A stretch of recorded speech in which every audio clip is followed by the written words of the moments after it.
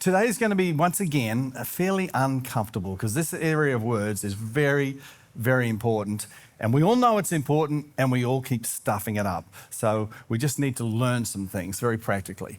But here's the story he tells. He said, I remember one time our babysitter was looking after Andrew. Andrew was his son, about 7 years of age. And she was a teenager and she had her own license and that kind of thing. And anyway, they went off out for a night and they came back early, and the babysitter, for some unknown reason, Andrew would follow the babysitter outside, and so the babysitter drove off and drove over Andrew's arm in the driveway. So as you can appreciate, things were like, whoa. But he goes on and he unpacks this story, but he says, from that moment onwards, but Andrew had the upper hand in that relationship. She'd come round to babysit. He'd say, Andrew, get up to bed. Clean your teeth, get into bed. He goes, oh, I don't think so. You remember when you drove over my arm with the Honda Accord? You know, I think I'll have cookies and chocolate and Netflix, thank you. She had the upper hand in it. But he said the interesting part of it was that this girl was so sorry. She didn't mean to run over Andrew's arm. That was not her intent. So they just went, oh, okay. And so you've said you're sorry and you didn't mean it. Oh, well, there's no need to take him to the ER and get his arm checked because you're sorry. You know, you said you didn't mean it. There was no intent for it. So Andrew, you just go upstairs and suck it up and it'll be fine in the morning. Have a little cry and you'll be okay. Well, that's not what happened. Even though she ran over his arm, they did go to the ER. Why? Even though she said it was an accident. It was an accident. Why? Because there's no necessary correlation between intent and outcome. I can remember when I was in primary school, and this will help you understand intent and outcome. And we had this thing, we were throwing rocks across the road because one side there's an empty thing, and we were throwing rocks across the road and we're all having a go. And the intention was to get across there. One dropped short. And it dropped short and it hit the windscreen of this car, and there was this almighty explosion because they weren't safe windshields in those days. And he comes across, he's yelling and screaming, and we are running and scrambling everywhere. And we were so sorry. We were virtually begging. That was not our intention. But it's the intention doesn't correlate with outcome. So we ended up in the principal's office, and then he picked out one of these. Now, some of you guys have never seen one of these.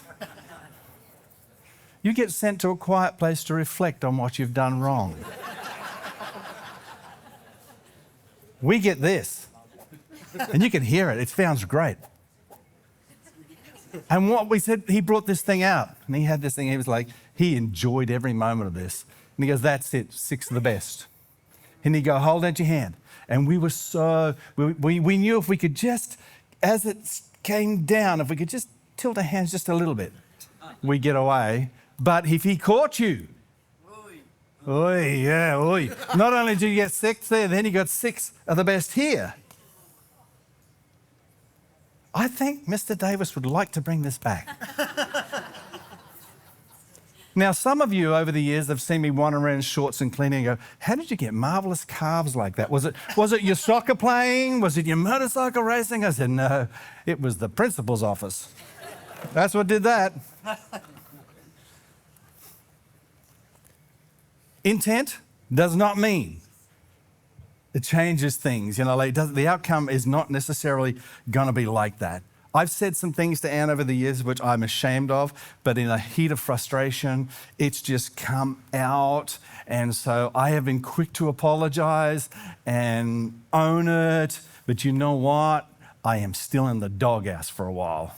And if those of you don't know what the doghouse is, ask your fathers. They know all about the doghouse for a while, because the intent doesn't matter. They shouldn't care about that. You know, sticks and stones will break my bones. That has got to be the greatest example of the stupidity of humanity. Or it's evidence that there are still aliens living among us that do not understand how we operate. The weight of our words is so important. And it's not just the words that we have had spoken of us. Some of us are really struggling with words that we didn't hear. You know, some of us needed to hear words like, hey, mummy loves you. or dad saying, man, I'm proud of you, or I believe in you. I'll always have your back. You did such a great job, or God did such a great job in creating you. These are words some of us have longed to hear that never heard. And it's having an adverse effect on us. That's just the tension of this series, is this. We are very, very quick to recognize when somebody hurts us with their words. We are very, very slow to take responsibility for our careless words. And that should bother us. It should bother us, particularly as Christ followers, because following Jesus is a relationship with God. Through him is a relationship with God, and it's the way that people experience God. We should be known to be an others first. He was others first. We're supposed to be others first. So it should bother us sometimes the way that our words come out and what it does in people's lives.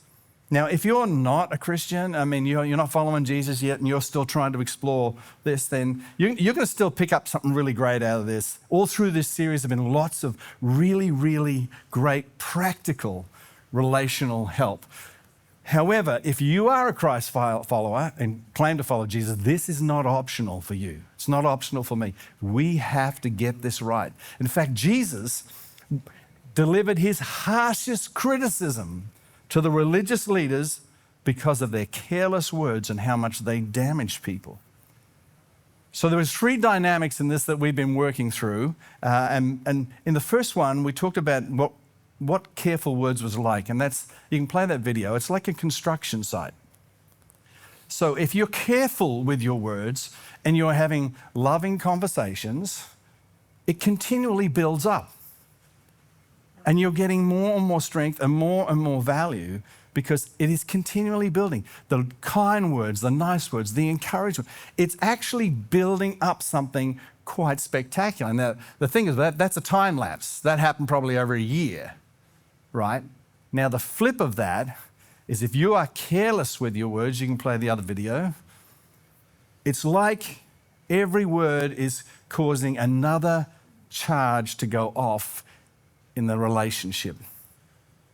And each time another one goes off, it gets more and more unstable. And if enough go off, the whole thing comes crashing down. That's the power of our words. That's what we've been trying to help us understand. The weight of our words is so significant. It's either building everything up or it's tearing everything down.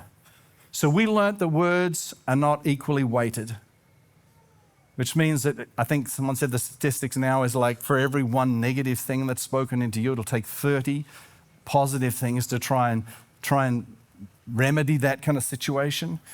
We helped us understand that you've got to understand the source. Source determines weight. You need to know who you are in that relationship. If you are a parent, you have got absolute influence and authority. You have to be so careful with your words. If you are a boss that leads people, if you're in any position of leadership, if you're a pastor, I've heard some pastors say the most incredibly destructive things, well-meaning but destructive, because they don't understand who is on the other side and how that message is going to affect them.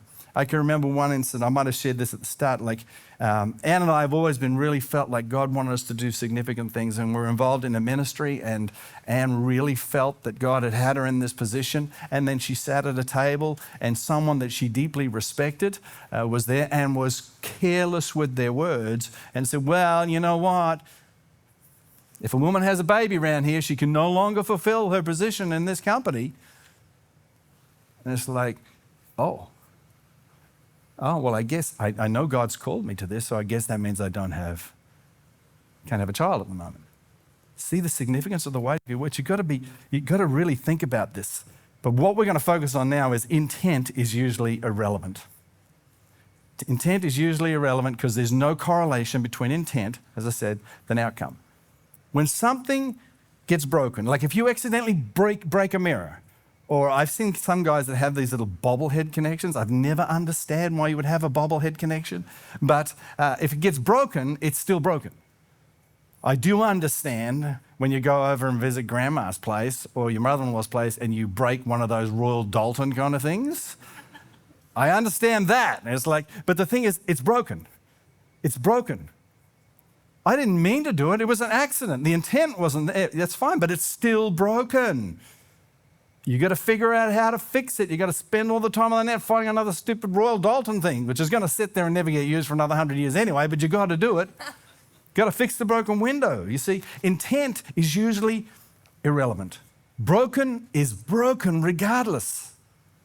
But the thing is, in the physical side of things, when something's broken, you can see it. But with our words, it's not so easy to see.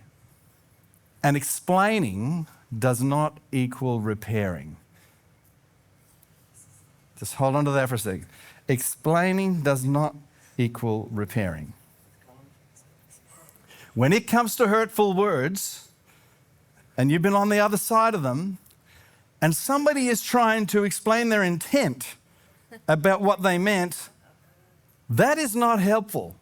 That's actually irritating. It is annoying when you're trying to justify your position. Like, I know that I really hurt you and I kind of destroyed you with the words that I said, but you need to understand I had a bad day at work, chewed out by the boss, the dog bit me on the way in, and you keep doing that annoying thing that you're always doing, so that's the reason. Really? So let me get this straight. I'm the reason you lost it. That's what it says. I'm the reason you lost it. We don't need explanations. What we need is to be glued back together. That's what we need. We need to be glued back together. And an explanation doesn't do that. It just doesn't do that. If you start trying to explain, you're going to try and explain your intent for the reason of the bad things that you just said. And you're going to say things like this. Well, I didn't mean it that way. Well, that didn't quite come out right. Next one. I was trying just to be funny. It wasn't my intent to hurt you. Do you know what all those statements communicate? They communicate blame.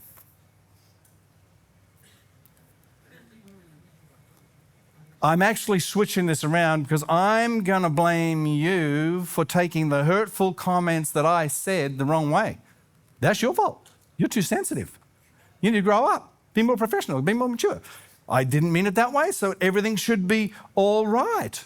So you know what? Explaining sounds like blaming. And then there's something else that happens when we get in this tight, awful, uncomfortable kind of position. Then you want to try and push the explanation and the intent. I've got to get this across the road. So you throw in an apology. And all that does is put pressure and expectation on the other person. To say, well, you know, I know I really destroyed you with my words, but it wasn't really my intent, and I really think I've explained it to you now. You know, so like, I've apologized, so what's the problem? Let's just move on. Some of you shaking your heads, like some of you are reliving your past right now. It's like I've said I'm sorry. I expect you to feel better by now. And we push and we push and we do everything we can to explain our intent. And if it doesn't work like some Jedi mind trick, then we hope that we can just do like Dorothy and click our heels together and end up back in Kansas the way that it was before. This is how it looks. I said I'm sorry. Why aren't you fine now? I said I'm sorry. I explained to you my intent. Why aren't we fine now? Why aren't we back to where we were before I said what I said? You know, I didn't mean to do this. Gosh, I didn't get right front. I was angry one day in the car, and I got out of the car and I slammed the door. And I happened to slam three of my sisters in the door. Fingers in the door. Three of my sister's fingers in the door. Slammed them through that. She was screaming and carrying on, and I was like profusely apologizing, and it was amazing what happened. Like they were black, and we opened the door, and a couple were broken and that, and I was so sorry, and I was so apologizing for everything. And the miraculous thing was, suddenly, after I opened the door and got her fingers out, they were perfect. There wasn't a mark on them anywhere, because that's what Jesus would do. It wasn't like that at all. I apologized. My intent wasn't there, but when she opened the door, man, there's black and blue, and it's bleeding, and it's not a pretty sight. My intent wasn't there, but the outcome was disastrous because I lost control and slammed the door. Apologies don't reverse or erase accidental injuries to the body. You can apologize, but it doesn't erase that. But listen to this. Apologies don't reverse or erase accidental injuries to the soul. And when you've been careless with words and when you've been hurt, apologies do not heal the heart. They do not bring about security, and they do not bring confidence in the relationship. And if you put an apology with an explanation, it sounds a lot like an excuse. It's just another attempt to shift blame. When word damage is done, we try and do the absolutely everything wrong because we try and contain things. See, when you have a physical damage and it's hurt, like I shut my sister's fingers in the door. She knew I didn't really mean that. That was quite obvious. But when you're careless with your words and when you say some things that are hurting, no matter what you say, at the end of the day, I'm not so sure. I can't be sure that that's not really the way that you view me, and that's not really the way that you value me. I can't be sure because I'm just not sure. With broken things, it's easy to see. But with broken people and broken for words, it's not so easy to see. So I want to just look at a little portion of scripture out of the book of James. James was the half-brother of Jesus, same mother, different father.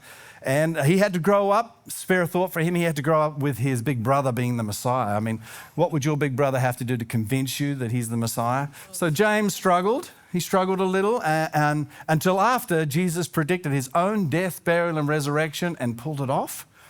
And then he pretty much decided, I am going to believe. And I'm the same. Anybody that predicts the death, burial, resurrection, pulls it off, I'm going with that. As far as I'm concerned, when it comes to eternity and faith, it's a one-horse race. There's only one been there, come back and show them the way. So he had to deal with that growing up. Growing up having your big brother's the Messiah is not wouldn't have been nice. But this is what he wrote because he became very prevalent within the church and the pastoral side of the church. This is what he said in James chapter 3. He said, we all stumble in many ways. Now, if we stop there, I'd go, man, I have arrived. I've arrived. I stumble in many ways, that's good. He says, anyone who is never at fault in what they say is perfect. What? Anyone who's not at fault in what they say is perfect. I've still got some work to do. And I'm going to guess that most of you have still got some work to do. James is saying, if you can learn to control your mouth, you've kind of arrived. You're at a level of maturity that is perfect. Basically, he's saying this, mouth control, put it up. There it is. Mouth control is the ultimate self-control. Some of you need to put that on the mirror. Maybe put it on the fridge.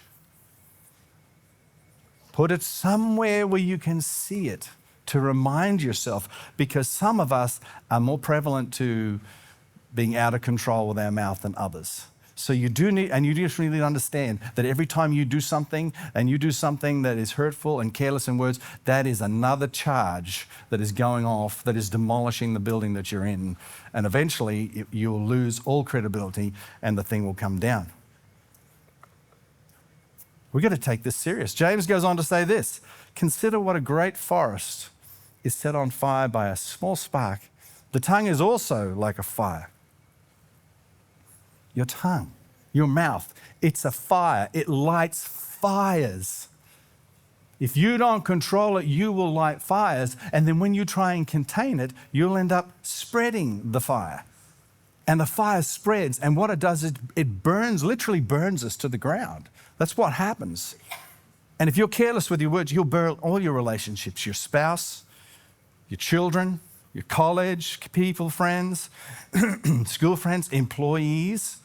If you're careless with your words, after a while, they just won't trust you that your words are actually able to be trusted. These words spoken out can actually undermine our self-esteem because you know why we know that that is a fact? Is because some of you are like burning cinders. Like you've been on the other end of someone that's unleashed on you with careless words, and you know what it's like to be burnt to the ground. So the question is, how do you put a mouth fire out? Well, we've already talked about it. You don't try and contain it. You don't kind of try and contain it. You don't try and justify it. You don't try and explain it, which is actually our natural inclination. That is where you're going to go first because you don't like to be thought badly of. None of us do. So you're going to try and quickly, if you can, make yourself come out of this looking good. That is a bad, bad move. That's why explaining doesn't work. It just spreads the fire more and more.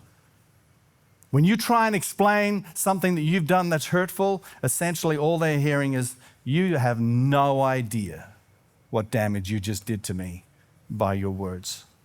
You've got no idea. It doesn't help at all. What you've got to do is extinguish it. Don't try and contain the fire, extinguish the fire. And you say, well, how would I extinguish a word fire? I'm glad you asked. Here it is. Two things. Humility. Large amounts of humility. Humility is where you realize I have screwed up here, but I'm going to put your needs ahead of my needs. I'm going to elevate you, and I'm going to take the servant role following what Jesus did. I'm going to take responsibility for this, and I'm going to own it. So you've got to have humility. And then you've got to have sensitivity because you've been insensitive. And insensitivity is only fixed by sensitivity. If you try and explain away why you said what you did and when the damage is done, you're just trying to elevate yourself and protect yourself from the final outcome. But humility, that does the other thing. It elevates the other person. So let me show you how, very simply, how you put a word fire out that you've started with careless words. Here it is. I'm so sorry. And the next piece, you shut up. Anything you say beyond that is going to sound like you're trying to justify, sound like you're trying to work out your intent, trying to control the environment. It's going to be a disaster.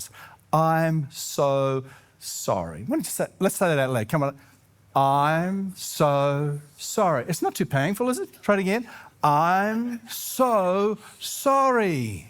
I'm so sorry. Now, I know that some of you cannot stop at 3. You have so many words. You cannot stop at 3 and you don't know what to do in the silence because it's awkward. This is just really awkward. So here's what you can do. I'm so sorry. There's no excuse for what I just said. You didn't deserve that. And then you can look back and go, I'm so sorry. So I've covered both bases. Those that are just happy with 3 words, I'm so sorry. Those that aren't, I'm so sorry. There's no excuse for what I just said. You could add in, I'm a complete jerk. You could do that if you want to. You didn't deserve that. I'm an idiot. I'm so sorry. As if that's not enough words, you could put a few others in there, but direct it towards you. And you know what happens when you say that and you pause and you stop? It's so uncomfortable because you're giving them the invitation. You're creating space. And in that space, you've got to stop and you've got to realize you cannot take charge of the restoration process. You're going to want to. You're going to want to explain and show the intent. This is the reason why I did. No, you just say, I am so sorry. And they get to choose the pace of restoration. Don't tell them how bad you feel, because if you tell them how bad you feel, they're going to go, that's irrelevant. You should feel bad. You made me feel bad. But when you tell them how bad you feel, that's a request for empathy. and you've just damaged them. You've just hurt them. You don't deserve empathy at this point in time. You need to sit in it, and you need to own it, and you need to learn from it so that you don't keep making the same mistake with your careless words. Because when you do that, it's like you're asking, say, would you feel sorry for me? I know I devastated you with my words, and I was very unkind, and it was horrible and that, but you know what? I'm feeling very uncomfortable now, and I could do with a little love. You don't deserve it at that point in time. Own it. And whatever you do, don't ask for a hug. That's the final push. Oh, could I have a little hug? That's a request for proximity. And that's up to them, the offended, to initiate. You have to give them space so they can process, deal, and initiate the pace of coming back. Now, parents, you have to learn this as your kids get older, because you're going to get frustrated with your kids. Oh, maybe it doesn't happen in your household, but you're going to get frustrated and you're going to say some things that you wish you didn't say, and then you're going to go straight on the intent of explaining why you did the things you do, and this is that, and then try and shift the blame, and then you're going to move it around, and then you're going to try and say, give me a hug, come on, I'm going to have a hug. You've got to give them space. You've got to give them space to heal and a space to decide, hey, I want to return, I want to engage. This is hard. This is hard, guys. This really is hard. And then the final thing is going to come as a surprise to you. Don't ask for forgiveness. Not at that point in time, because forgiveness is a gift. It's a gift. And you took something from them, and you wounded them, and you damaged them. You got to wait until they grant you forgiveness. And you got to give them space. And that is horrible, because it means I have to sit in the guilt of my careless words while they sit in the pain associated with my careless words. And you have to trust that when they see the humility and the sensitivity in you, they're going to invite you back into the process. And whatever you do, please, please, please, do not pull out scripture. Don't bring God into this.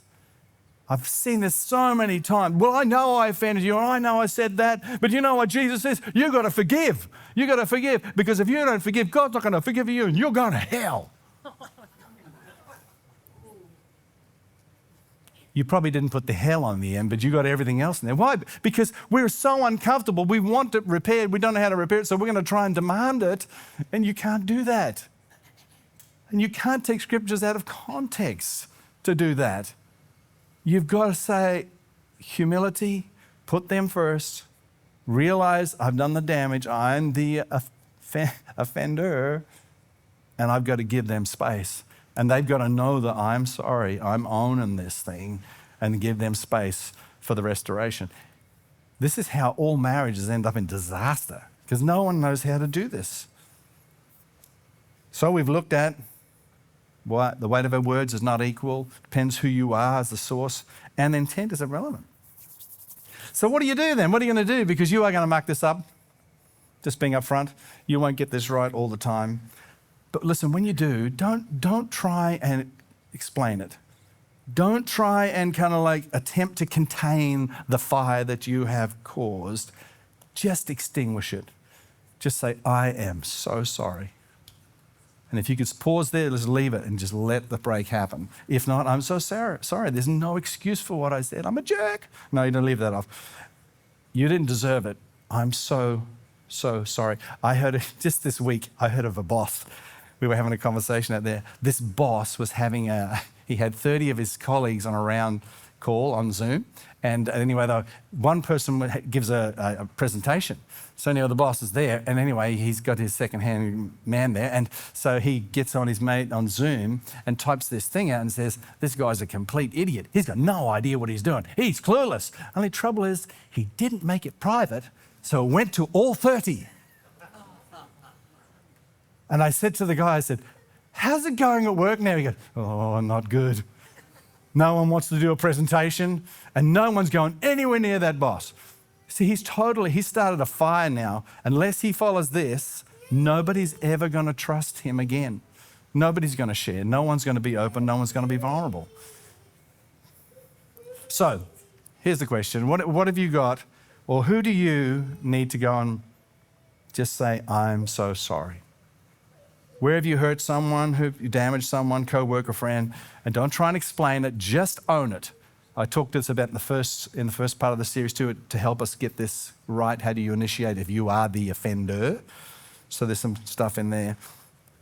And it's really difficult, and it's going to be very difficult for you if the person that you need to speak to happens to be sitting beside you right now, close by. That's a little awkward. So you're going to have to lean into it.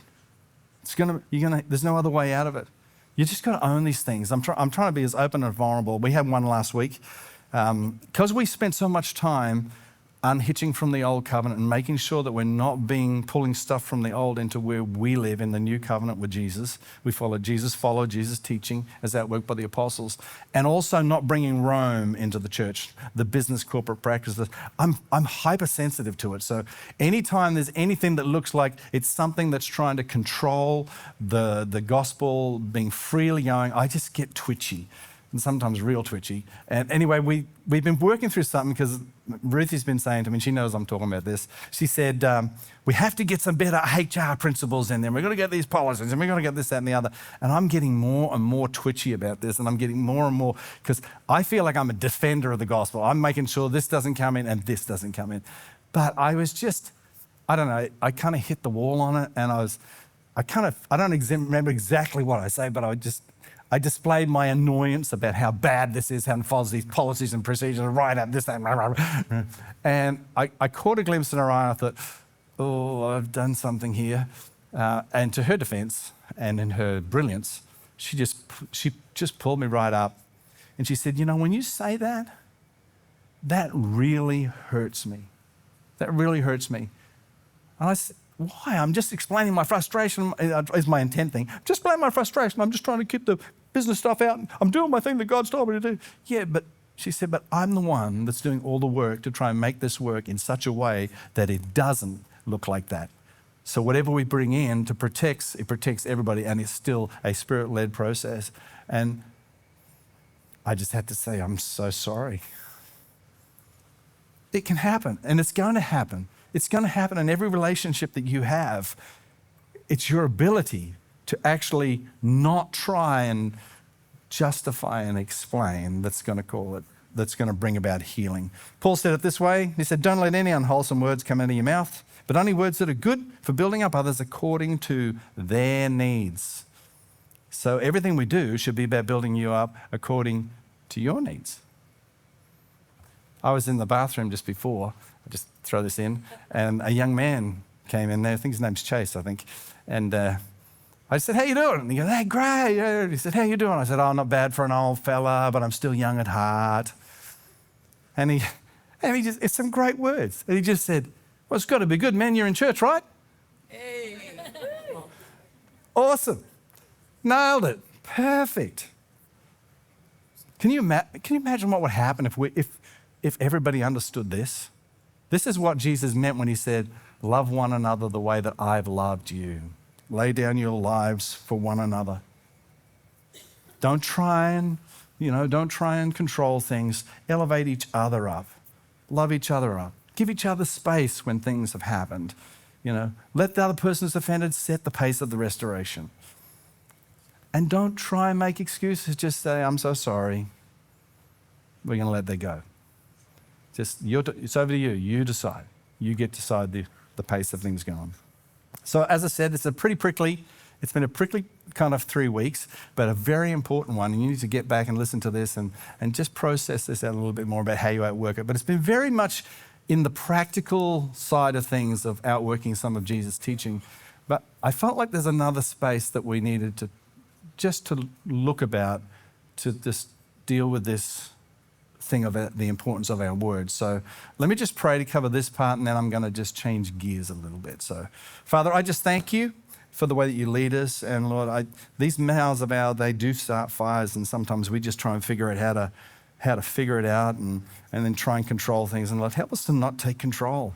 Help us just to love, and help us just to own it straight away, because we think, oh, I'll deal with it later. We don't deal with it later. It gets worse later. So help us to just own it, to just say, you know what, it was, and I'm so sorry, and you get control here and about the rate of how things work. So, Lord, I just thank you that that maybe you would help us to be okay with, once you say, I am so sorry, to sit in that space of feeling a little bit of guilt and a little bit of shame because of what we've said or what we've done.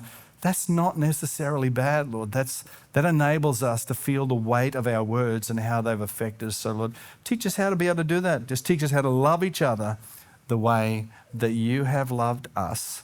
And Lord, I hope I will be more careful with my words, and each of us will here, because that's how people see Jesus, and that's what they need to see. So, Father, we just thank you in Jesus' name.